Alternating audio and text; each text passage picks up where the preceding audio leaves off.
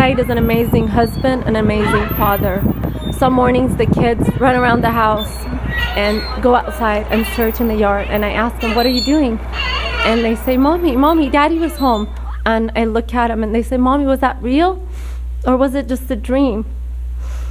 And I have to hold myself together to look at them and say, it was just a dream. On July 28, 2012, the Iranian Revolutionary Guard detained American passenger Saeed Abedini while he was visiting Iran to build orphanages. A lot's happened in the last year. In early January, Saeed was brought before a hanging judge who the UN has condemned for his human rights abuses and was sentenced to 8 years in one of Iran's harshest prisons. From the start, Saeed faced torture, solitary confinement, and was refused medical treatment for his wounds simply because of his faith.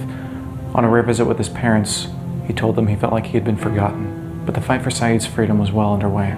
Last December, SaveSaeed.org launched with a petition to bring Saeed's story to the attention of lawmakers in the US and abroad. Initially, we looked for 300,000 voices to join with us to not let Saeed's story be lost. On February 24th, the goal of 300,000 signatures had been reached, #SaveSaeed had trended on Twitter, and major news outlets had picked up on the story because of you. The Tom Lantos Human Rights Commission heard your voice, and on March 15th, over 500,000 of you stood with Saeed as his wife testified in front of a congressional hearing. The increased pressure from the congressional hearing finally resulted in a statement from the Secretary of State, John Kerry, who called for Saeed's immediate release.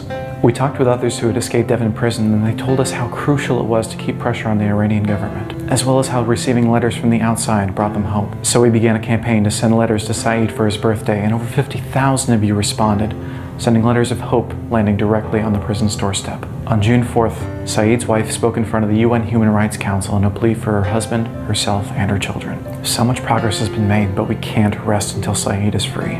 A new Iranian president has been elected, one claiming to be more moderate than Ahmadinejad. Let's give him the opportunity to show just how moderate he is. Let's bring Saeed to his attention by continuing to share his story and by signing the petition. So much has changed in here, but what hasn't changed is the absence of a husband and a father.